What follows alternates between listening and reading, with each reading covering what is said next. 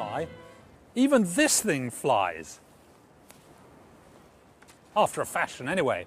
The question is, what's the biggest thing that could possibly fly?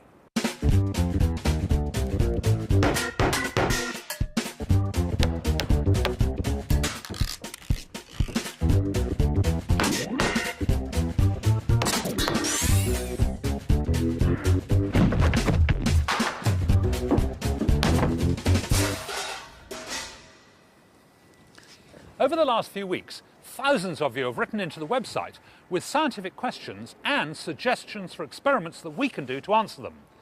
This week the question is, what's the biggest thing that could fly?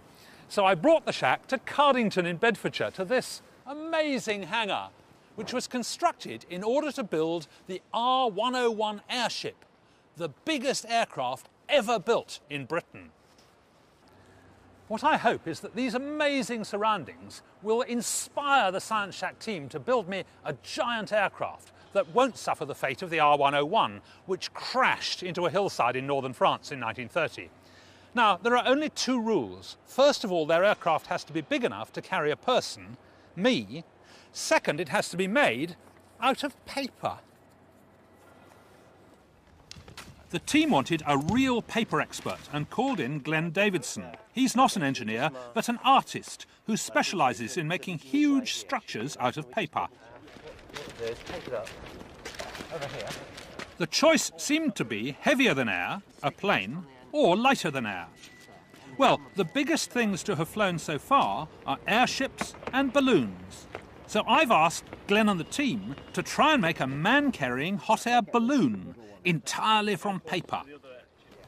Glenn, I've no idea what you're doing here. It's very complicated. You've laid out about an acre of paper. Yes. Is that what you're going to make the balloon of? Not the stuff on the floor, but the great roll that we've got here, which is about 2.3 metres wide. This stuff? This stuff, okay. yeah. Now, is it strong?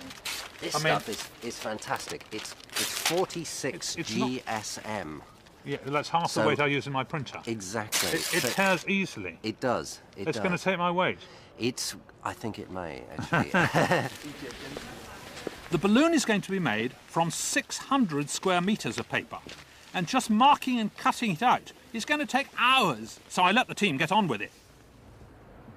Nowadays, the sheds at Cardington are again home to a high-tech airship factory. Some of these machines are meant to hover above cities, replacing communications satellites. I wanted to know more about the history of this amazing building, and Alex Travell, who runs it now, knows all the details. So tell me when this building was built. 1917, for the First World War. During the First World War, there was a great problem with blockading the Germans in the North Sea. Right. And they did a lot of that work, a lot of the link-up pieces between the ships with airships. Right. So what they did was they did a meteorological survey of the country and said the best place to do that is in Bedford. So they built a hangar here. So how long is this building? It's 813 feet inner dimension. Right. It's 180 feet and 4 inches side to side, and 157 feet from here to the centre cap wall. Have you walked along there? I have indeed. I don't want to do that. It's hard to think of this enormous building being filled, but that's what the R101 did. When it was finished in October 1929, it was 224 metres long. But there wasn't enough lift. So over the winter, she was cut in two, and an extra 30-metre section was added in the middle. The plan was to run passenger services to Karachi and New York. And in 1930, the R101 made the first ever east-to-west crossing of the Atlantic by air.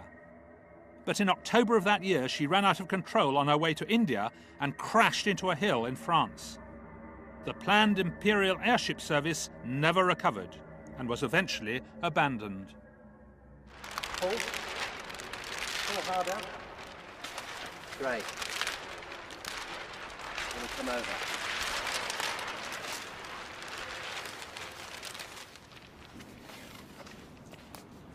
Don't be fooled. It may look like a pile of paper now, but Glenn has a cunning plan.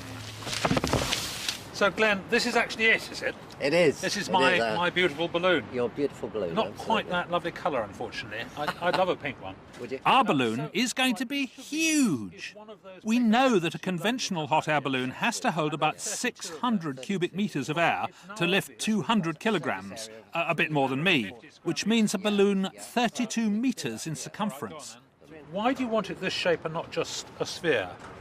But it's optimised for putting as little stress on this fabric as we possibly can. So it's Having got a shape that looks like a balloon, Glenn uses another piece of software to unwrap it, rather like opening a birthday present. We have to make a giant version of this shape and then wrap it up again to make the full-size balloon. So the previous night in the hotel, Glenn had the team translating the computed figures into a template for the gauze, the shapes that make up the balloon envelope. Fortunately, the balloon is made of 32 identical pieces, so we can cut them all at once. On the other hand, we have to be terribly precise, because any errors will be multiplied up 32 times. Balloons and airships are really a bit like bubbles.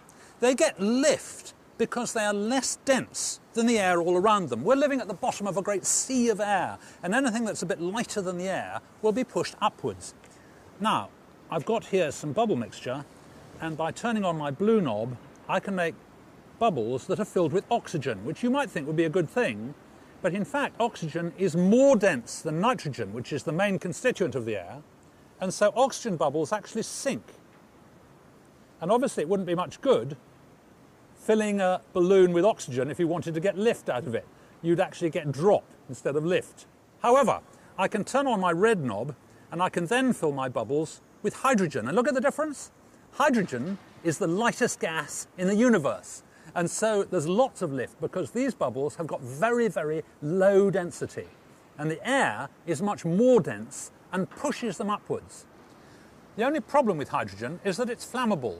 And if it gets near a flame, it can be a little bit unpleasant. Like that. I wouldn't really want to be in a balloon or an airship held up by hydrogen. Now that is what happened to the Hindenburg. She was the biggest airship ever built. And in 1937, she was just coming in to land at New York and she caught fire. Not an explosion, just a fire, but it was spectacular. It was terrifying. And yet, in spite of those sheets of flame, 2/3 of the passengers survived. I don't know how they got out, but somehow they did. That fire was the end of the airship industry, which was perhaps a bit unfair because all those passengers survived, whereas today's air crashes, they very rarely do. And what's more, today's aircraft carry enormous amounts of kerosene, which is just about as unpleasant as hydrogen. At last, the shape of the gauze is revealed, and you can begin to see the task that lies ahead. Now we have to make 32 seams, each nearly 20 metres long. That's over 600 metres of seaming, with everything matching up precisely. I'm beginning to wonder whether we have enough time. Now there's a colossal amount of work to do. We've cut the thing out, but gluing it up is going to be a major problem. Fortunately, we appealed for help, and look what we've got! It's the cream of Bedford College? Yes. Aeronautical engineers? Art Foundation course. Art Foundation. But you know about sticky back plastic. You can handle paper, sticky tape, work as a team. Great. You need to get the end wet. These ends, these can really let us down. Glenn insists on absolute precision. You'd do it if you were making an airframe, and you have to be millimetre perfect here too. But I'm worried about how complicated the job's getting. Each bit of tape is just 300 millimetres long, which means 2,000 individual operations of tearing, wetting, sticking and folding.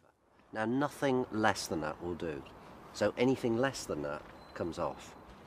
How much should we overlap the other tape? By 1 centimetre. The plan is to stick the 32 pieces into 16 pairs, then join the pairs to form 4s, and so on until the envelope is complete.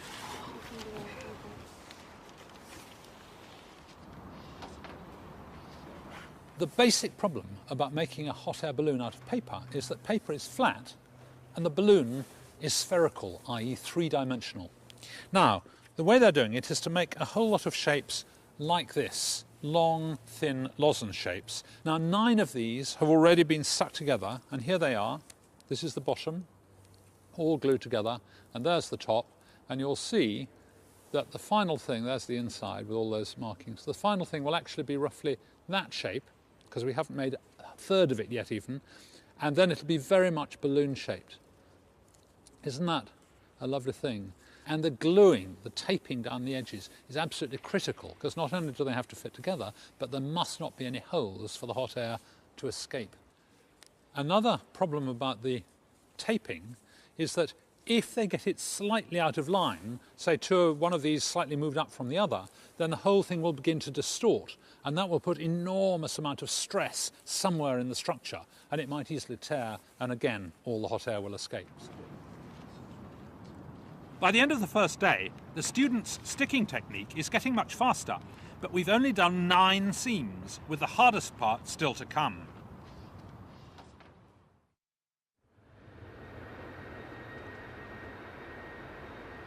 Amazingly, the Bedford College Brigade turn up at 8 the next morning ahead of the Science Shack team, keen to crack on. With the new day, a new plan. Making sections of 4, then 8 gauze is clearly a waste of time because so much paper has to be moved around.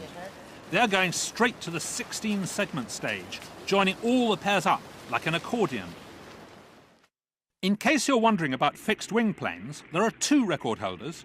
Howard Hughes built the Spruce Goose, a vast wooden flying boat with a world record wingspan of 97.5 metres. She cost millions and was pretty useless. Her maiden flight in 1947 lasted 2/3 of a mile at a height of 20 metres and was the only flight she ever made. Slightly smaller in wingspan, but much larger in every other way, is this, the Antonov 225. At 600 tons, it's the heaviest thing ever to have flown, half as heavy again as the biggest 747. Only one was built for the Soviet space program in the late 1980s. But could you, in principle, build an aircraft even bigger than the Antonov or the Spruce Goose? We've talked to the aeronautical engineers, and they reckon there isn't really a limit. You could just extend the wings, extend the fuselage and so on, and if you had powerful enough engines, and if you could go fast enough, you could build a plane as big as you want. But there might not be a lot of point. A plane bigger than a jumbo jet would have to fly faster and higher and would use much more fuel. What's more, if you built bigger planes, they wouldn't fit into airports because they need longer runways, which don't exist. They need tougher runways, which you'd have to build. And the passenger gates are designed to just accommodate a 747. And if the plane was any bigger, well, they are talking about building bigger ones. They'll have to fold their wings to fit into the gap. So it should theoretically be possible to build a bigger plane, but it might not be worth it.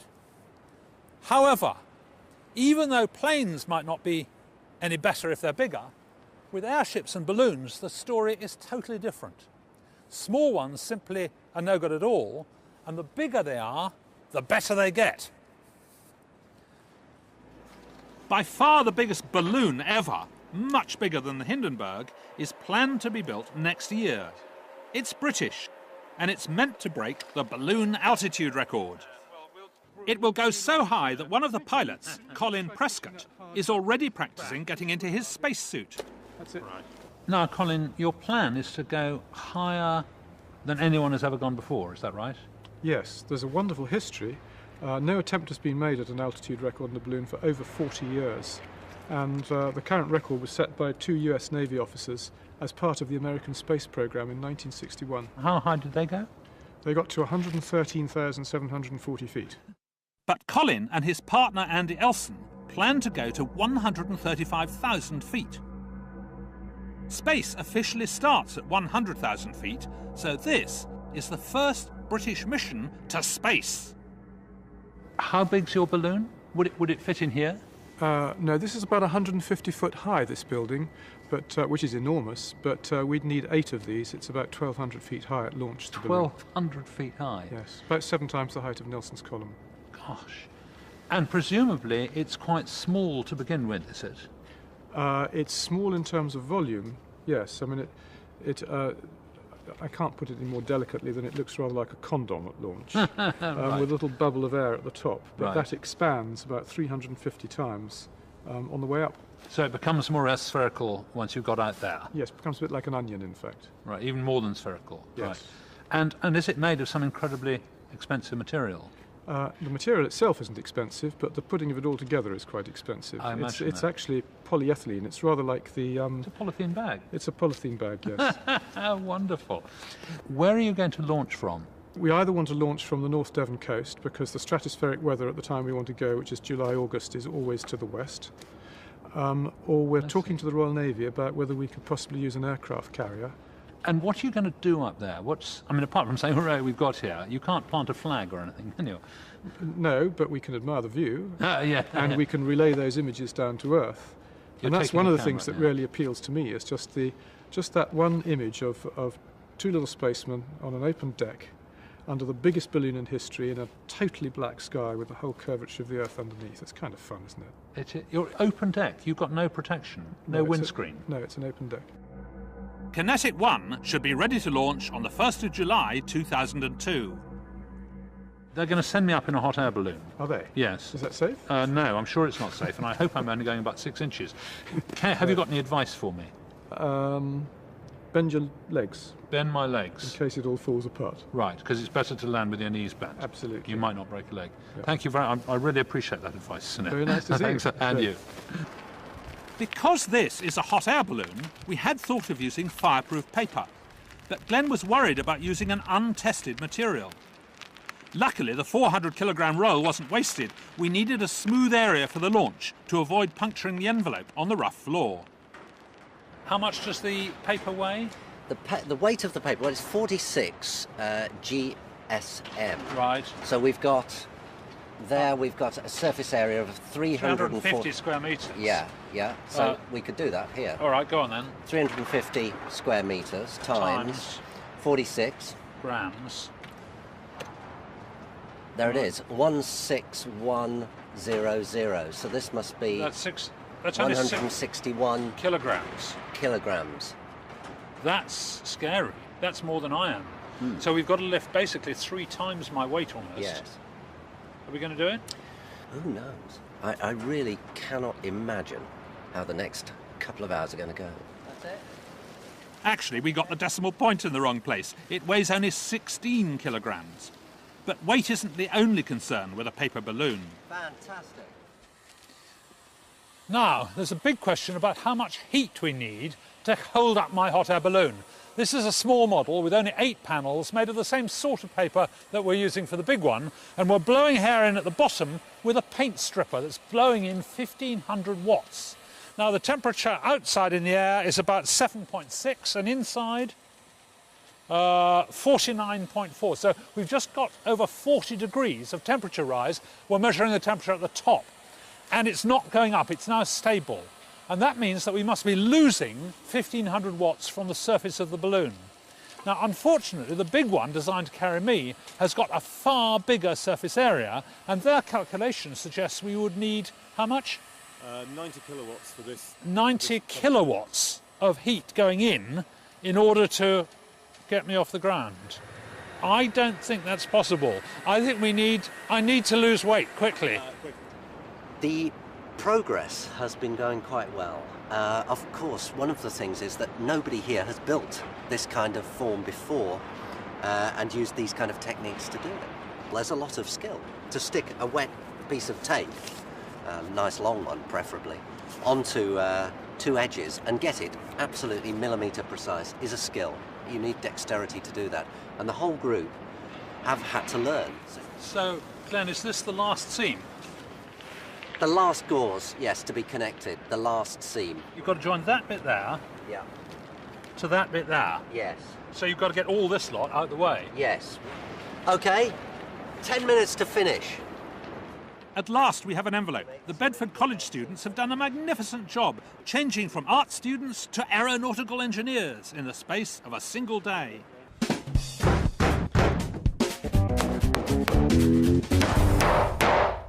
We've got a terrific Science Shack website, And if you go there, you can put in questions or you can suggest ways we can answer questions. It's not too late to get involved with the series. We've had an email today while we're making the programme from Alex Prail, who suggests we could make an infinitely large flying machine simply by taking an infinite number of helium party balloons and joining them together. Well, maybe. But when you think about it, there'd be real practical problems. 3 months ago, a chap did take 600 and lifted himself up 11,000 feet. But if you take an infinite number, it would take an infinite time to fill them. And even if you had thousands of people doing it, gathering them all together and getting all the strings tied up, and they'd all start leaking, I think it would be impractical, to say the least. But nevertheless, thanks for the suggestion. Rather than attempt to join the very fine points, the plan was to cut them off and make a new circular piece to fill the hole at the top of the envelope. But it won't lie flat enough to let us draw a template. So Glenn has a brilliant idea. Why not use the bits we cut off? Unfortunately, the whole thing has been binned. It's been thrown into the waste, and this is all that remains. So we've got to find another way of sealing this end. This is really the last job of before we can inflate. I'm on fire extinguisher duty. Carbon dioxide, pull out the pin, point the horn, squeeze the handle. No problems. We're getting to the point where we need someone who knows about balloons. Stuart Townley tests the burner, which will inject heat into the envelope. Suddenly, the mood changes. We've been thinking of the envelope as a shape we had to make, but now we have to think of it as a balloon. And the idea of putting that much flame into this much paper really has me worried. But how am I going to be attached? The plan is to use reinforced parcel tape and hang 16 lengths from the crown of the balloon. 8 to lift me, 8 for the team to control the envelope.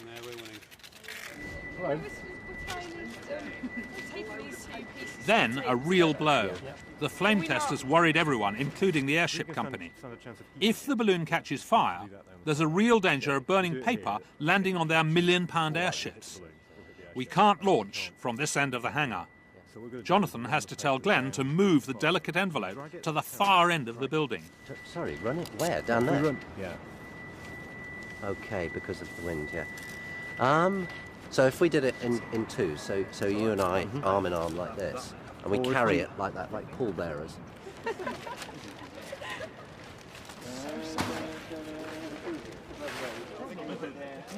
I'd been really worried about moving the balloon, and clearly Glenn was too, but in fact it felt much stronger than I'd expected. Perhaps there was a chance this thing could really hold someone up. I'm opening it up now, and we'll just feed a bit of air in and see how it unrelaxes. Right, so at last we're inflating it. Just filling it with cold air to get the shape up so we can then start pushing in the warm air. And basically it's just a simple extractor fan pushing air into it. And gradually you can see it taking shape.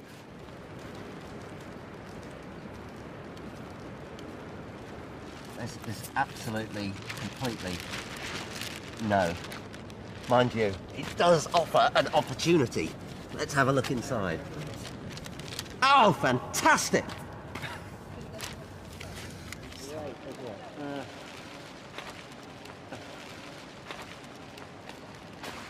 The main issue really is to not allow the balloon to free fly off uncontrollably. So now we've got the load tapes that come down. What we'll need to do really is split the load tapes up into pairs, allocate certain people onto those load tapes. I'm going to induce then the hot air from the mouth of the balloon. The hot air goes in. What we need to expect to happen is it's going to travel up to the top of the balloon, and then the balloon will then hopefully, slowly but surely, stand to attention. That's when, Adam, you need to be very close by, because once we get the thing standing up with the aid of the big cherry picker platform, the load tapes we need to just sort out at the top of the balloon to bring them down and basically get you strapped onto it. I'll be quite close next to you with the flame to induce more and more heat to hopefully obtain lift. We're still seriously worried about fire, so the fire brigade is on standby. If the envelope catches, Stuart reckons it will tend to rise up to the ceiling, 150 feet up. The firefighters are confident they can reach there with their big hose, which is rolled out and pressurised in case. I just hope I'm not still attached if this happens. I must admit the balloon looks stunning. Now fully inflated with cold air, it looks exactly like the computer picture we started from 2 days ago. Glenn and the team have done an outstanding job. It clearly is a balloon, and I can't wait to get on board.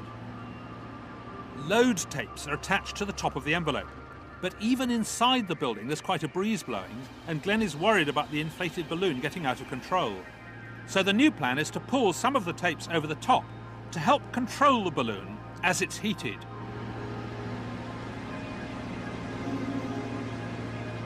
We want to get the envelope as upright as possible before putting the flame in, so that there's no paper immediately above the burner. I think that's fine for the time being, thanks. But we seem to be losing control of the envelope. Either it's slowly deflating because the fan is now switched off, or the tapes are pulling it round. Stop pulling everybody, you're pulling it over. Come in. Relax.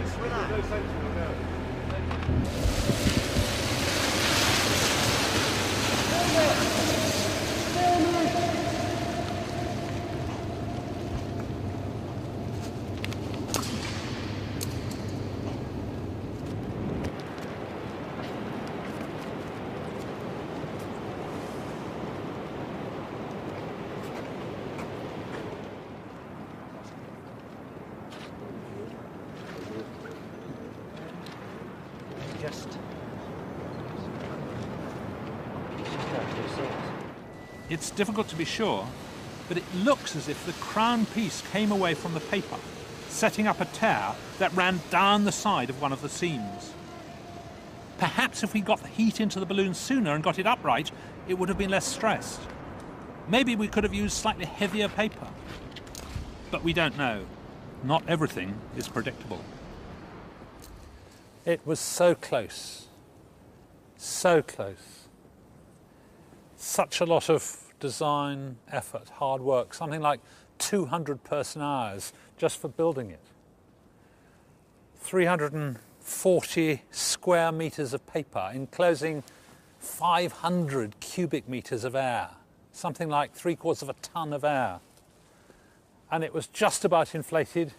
These tapes were over the top. They were going to hold it down, and 8 of them were going to lift me up.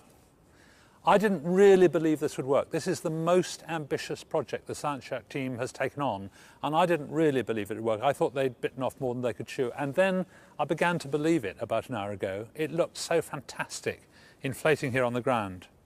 And I was getting quite excited, and it's really sad. I guess there was just too much tension. The paper is very flimsy, and it's gone along a seam. Probably the sticky paper has a slightly different elasticity or folding or something, and there was just too much tension there, and once it had gone, the whole thing ripped very fast. And I don't expect we'll have the chance to do it again.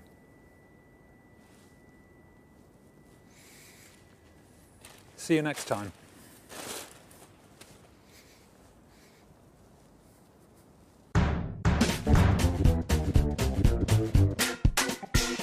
If you have a science question you'd like answered, a team of experts from the Open University is standing by. All you have to do is visit the Science Shack website at www.bbc.co.uk/science/scienceshack.